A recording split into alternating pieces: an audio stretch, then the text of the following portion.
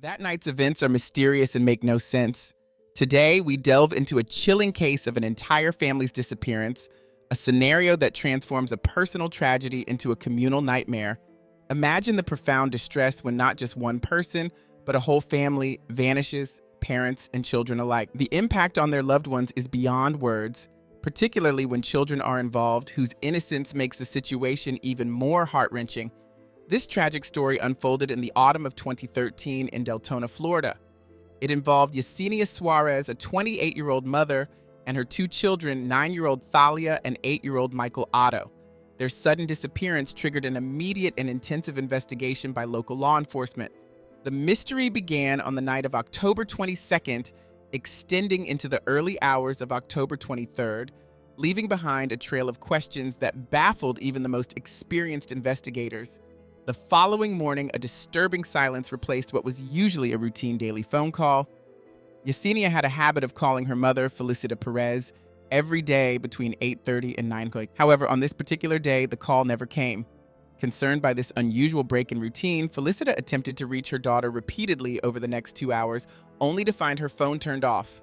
Growing more anxious, she contacted the school of her grandchildren, only to discover they had not attended classes that day. By 11 a.m., with no responses and filled with dread, Felicita decided to visit Yesenia's home personally.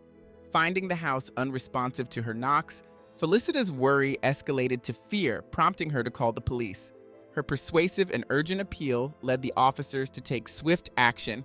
Upon their arrival at Yesenia's home, the police began a thorough search of the premises and the surrounding area, hoping to uncover any clues to the family's mysterious disappearance. Shortly thereafter, 35-year-old Luis, Yesenia's husband, arrived at the scene, evidently startled to see police officers at his doorstep. Initially, he reacted with disbelief and frustration, but his demeanor shifted once he was briefed on the situation. Luis recounted that after a minor dispute the previous night, Yesenia had packed some belongings and left without a word. Given their looming divorce, he chose to spend the night in his car, only to find the house empty upon his return in the morning. Luis expressed profound sadness, lamenting that after years of marriage, Yesenia had departed without a final farewell. His account seemed plausible, and he willingly consented to a police search of the house. Inside, the home was tidy, except for a few scattered children's toys with no apparent signs of a forced entry or struggle. It appeared plausible that Yesenia could have spontaneously decided to leave with her children. Notably missing were her second vehicle, a 2013 Honda Accord, along with her personal belongings, documents, and mobile phone. However, certain details aroused suspicion. Firstly, Yesenia was known to be exceptionally close to her family, making it unlikely she would leave without notifying them of her whereabouts. Secondly, an odd smell pervaded the house, particularly strong in the bedroom, bathroom, and the connecting hallway. The scent of cleaning products mixed with vinegar suggested either meticulous cleaning or a possible attempt to obliterate traces of a crime. Further complicating matters, Felicita had informed the police of a severe argument on October 22nd, during which Luis had become violent and struck Yesenia. This account cast doubt on Luis's narrative of a simple marital spat.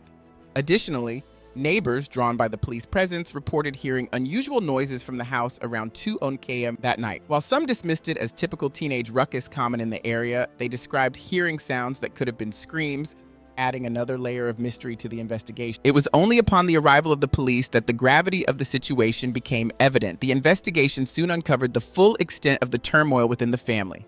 Luis, harboring suspicions of his wife's fidelity, had resorted to installing a tracking application on her phone. This invasive action confirmed his fears, an ongoing affair between Yesenia and her co-worker, Kevin Dren.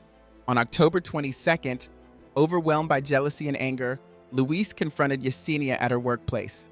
In a public outburst, he accused her of infidelity and physically assaulted her by slapping her, all the while declaring he would no longer interfere in her relationship with Kevin. An employee, witnessing the altercation, promptly contacted emergency services. However, Luis left the scene before the police could arrive. When interviewed by the police, Yesenia acknowledged Luis's erratic and uncontrollable behavior, which had been a recurring issue, though she had never sought official intervention. Her statements were formally documented. Later that day, Yesenia visited her mother's home, where her children had been staying. They shared a family dinner, and during this time, Luis called. Felicita overheard their conversation in which Luis apologized and implored Yesenia not to pursue charges against him, ominously hinting at dire consequences if she did not acquiesce to his request. The crux of the matter was Yesenia's decision to seek a restraining order against Luis, a decision she retracted after his phone call. She explained to her family that escalating the situation might worsen matters. Later that evening, a distraught Luis visited Felicita's home, pleading his case and expressing a desperate desire to salvage his marriage. He professed his love for his family and his fear of losing them. Despite his emotional appeal, Yesenia remained resolute about the divorce.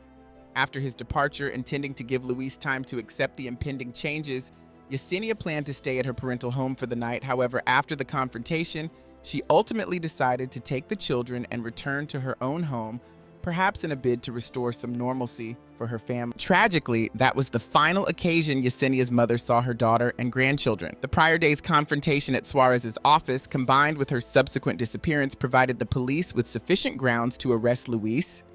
He was taken into custody, visibly shocked and disoriented. At the police station, Luis maintained his story about the events of that fateful night. He recounted that after a disagreement at Yesenia's mother's house, he went to a neighbor's home, staying there until 1 a.m. Opting to avoid further conflict, he chose to spend the rest of the night in his car. When he returned home at 7 a.m., he found it empty but remained unperturbed, confident they would soon return or reach out.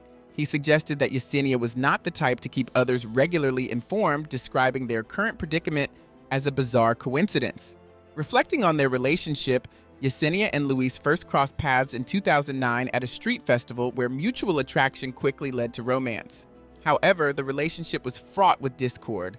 Friends and family doubted their compatibility, noting the tumultuous nature of their union. Yesenia, having endured a failed marriage, was a single mother at 24, fiercely committed to securing a stable and prosperous future for her two young children. She aspired to provide them with quality education and better opportunities, which motivated her to return to college and secure a full-time job at an American canine detection service in Lake Mary, a company renowned for training dogs for military and police work. Luis's background starkly contrasted with Yesenia's aspirations. Older and grappling with his life's direction, he had a history of multiple convictions and was a former member of the Latin Kings gang. Once a prominent figure due to his fighting prowess and leadership, his status diminished after he turned state's evidence against his gang peers. Seeking redemption, Luis left his criminal past behind and enrolled in a college barber training program, striving to forge a new path. Luis underwent a significant transformation after meeting Yesenia, marked by his decision to get baptized and begin attending church. He evolved into a sociable, caring individual who endeavored to help everyone around him. His relationship with Yesenia blossomed, and he embraced the role of a loving and tender partner and a devoted stepfather to her children. Neighbors frequently observed him engaging actively with his family, especially playing with the children in the yard. The couple married on the first day of 2011, and their union initially thrived with happiness. However, as time passed, the dynamics within the relationship shifted dramatically. Luis increasingly immersed himself in video games, gradually neglecting his familial responsibilities. This shift in focus led to mounting frustrations from Yesenia, which only saw temporary resolutions.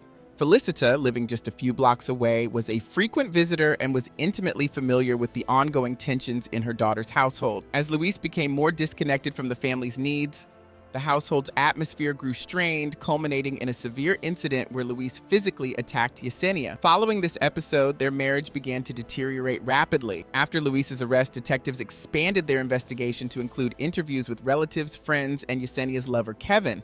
Kevin recounted a phone conversation with Yesenia on the night of October 22nd, prompted by his concerns for her well-being after the workplace altercation. Yesenia sounded tense but reassured him that she was managing and needed some time to sort things out. Kevin noted that her voice occasionally seemed slurred, suggesting she might have been drinking. Their brief conversation ended with her wishing him a good night, leaving Kevin worried and unaware of her whereabouts, fearing that something dire might have occurred. Subsequently, the police received a call from Jackson Titian, a young neighbor living across the street with his mother. Jackson inadvertently became a key witness to unsettling events. He reported that at around 6 a.m., Luis had approached him for assistance. Luis claimed he needed to pick up a neighbor after returning from Lake Mary, but didn't disclose the reason for the request. Believing Yesenia's car needed repairs, Jackson assumed they were headed to a garage. However, The reality unfolded quite differently. After driving for about 30 minutes, they stopped in a supermarket parking lot where Luis began meticulously cleaning the car's interior. Jackson observed Luis as he thoroughly wiped down the cabin, doors, and windows using a cleaning agent. He then saw Luis place car mats, a rag, and gloves into a bag and dispose of it in a trash container. At the time, Jackson was confused and conflicted about what he was witnessing. His suspicions grew as he contemplated why Luis would involve him if he were concealing something. The return trip to Deltona was tense and silent, with Luis driving and Jackson relegated to the back seat. Unable to contain his anxiety, Jackson inquired about the night's events, only to be met with a terse response from Luis, who admitted to losing his temper but offered no further detail. The gravity of the situation weighed heavily on Jackson throughout the morning. After catching wind of rumors about the family's disappearance, he connected the dots and immediately contacted the police. Upon further questioning at the police station, Jackson corroborated his initial account and guided the officers to both the location of Yesenia's vehicle and the trash container where Luis had discarded the suspicious item. Armed with this critical testimony, detectives confronted Toledo, informing him of the neighbor's detailed observations and pressing for a confession or any information that might lead to the whereabouts of Yesenia and her children. Faced with the mounting evidence, Luis dismissed the police's assertions as mere bluffing and remained uncooperative, refusing to participate further in the investigation. Detectives were cautious about advancing with the investigation, knowing they needed irrefutable evidence for substantial accusations. They proceeded to the parking lot where the vehicle had been reported. While the car was found empty, Yesenia's purse containing her Idaho card, wallet, work pass, and mobile phone was located inside, indicating a sudden and unplanned departure. Forensic specialists scrutinized the vehicle for any DNA, blood, or fingerprints that could serve as conclusive evidence. Despite their efforts, the results were inconclusive. The experts deduced that the lack of evidence was due to the car being meticulously cleaned, which suggested a deliberate attempt to erase any traceable marks. A significant breakthrough came when a single fingerprint was discovered on the garage keys, matching Luis's. In the trash bin that Jackson had mentioned, authorities found a bag containing cleaning supplies, a rag, and some clothing. Among these items were discarded mats and men's shoes stained with blood, heightening the suspicion of foul play. Further investigations near the couple's home uncovered a wet shower curtain and the same cleaning products found earlier in the trash bin. Inside the house, it was initially challenging to find any traces due to an apparent thorough cleaning. However, forensic analysis in the bathroom revealed blood spatters on the cabinet doors and the floor beneath the bathtub. DNA tests on the blood found confirmed that it belonged to Yesenia's children, Talia and Mike. This grim discovery led the lead detective to express serious doubts about the likelihood of finding the missing persons alive. Despite this, the search efforts intensified, involving relatives, acquaintances, and numerous volunteers who combed the area with the aid of search dogs and divers, but to no avail. As the investigation continued, the focus remained on Luis, who persistently kept his silence, offering no further clues. The situation changed during the third interrogation when the pressure finally led Toledo to confess to the killing of Yesenia. However, he continued to deny any harm to the children. He described an incident where he was playing video games with Jackson Tyshawn when Yesenia and the children unexpectedly arrived. Upset by the day's events and his ongoing gaming, Yesenia demanded they leave. When Luis refused, she confronted him physically, and in an attempt to stop her, he delivered a punch to her neck. Tragically, he did not anticipate the force of his blow, which proved fatal. She couldn't breathe. I saw her gasping for air, unable to help as she died before my eyes, Luis concluded his harrowing account. The detective, looking to probe deeper, asked poignantly, "Do you miss your children? Would you trade places with them?" Toledo responded with a silent nod, an admission heavy with grief. Pressed further by the investigator about the fate of his children, Toledo's demeanor shifted markedly. He claimed they were victims of a brutal act by a neighbor. After witnessing their mother's death, Talia and Michael had run into the room and started screaming. In a panic, Luis asked Jackson to take them elsewhere for safety. However, he soon heard disturbing noises from the bathroom and rushed to check, only to find the children lifeless on the floor, with the neighbor allegedly wielding an axe. Overcome with emotion, Luis broke down, claiming he was in shock and lost all sense of reality after the incident, alleging that Jackson exploited this turmoil to dispose of the bodies. The room fell into a heavy silence, the slim hope of finding the children alive now extinguished. The detectives were skeptical of his narrative, but were obligated to verify every detail. They brought in Jackson Tycon for further questioning. Jackson maintained that after returning home from college that day, he never left his house again. He firmly stated he had no motive to harm Yesenia or her children and highlighted his proactive approach in reporting the incident to the police. His alibi soon checked out, clearing him of any involvement, and he was allowed to return home. The search for Yesenia, Michael, and Talia intensified, fueled by public attention and a widespread volunteer effort. Teams scoured neighborhoods, wooded areas, bodies of water, and local landfills, but all efforts proved fruitless. The lack of physical evidence hindered the case, casting doubt on the possibility of securing a conviction. In an unexpected turn during routine questioning, Toledo requested to use the restroom, necessitating an escorted walk across the building. During this walk, he startlingly requested a favor: to be taken home so he could end his life, adding another layer of complexity to an already tragic and tangled investigation. Luis's disturbing request to be shot during an escape attempt was firmly denied by the officers. Instead, they questioned him about the whereabouts of his family's bodies, to which he coldly responded that he would never disclose their location. The situation escalated when he entered the restroom and swiftly locked the door behind him. Shortly thereafter, the sound of shattering glass echoed through the area. It was discovered that Luis had broken the mirror and used the shards to slash his wrists in a desperate bid to end his life. The motives behind his drastic actions remained unclear, whether they stemmed from guilt and remorse or the fear of impending punishment. After forcibly entering the restroom, the officers found Luis bleeding heavily, but were able to provide timely medical intervention, saving his life despite his intentions. This incident shed light on deeper fears Luis harbored. He was particularly afraid of retribution from former gang colleagues known for their ruthless stance against those who harm children, which starkly contrasted their more lenient view on infidelity. Luis knew that facing prison life with his background of betraying Latin Kings leaders, coupled with the new murder charges, would be perilous. During the investigation, letters Luis sent were found containing his conflicted feelings. In one, he expressed a desire to confess the complete truth but felt restrained, fearing it would be used against him. He reiterated Yesenia's infidelity and his innocence in harming his children, writing, "I love them more than anything and continue to love them to this day." On October 28th, Luis was formally charged with the murder of Yesenia and subsequently, in January, with the murders of Michael and Talia. The possibility of a third accomplice involved in disposing of the bodies was not dismissed by the prosecution, considering Toledo's expertise in erasing crime scenes.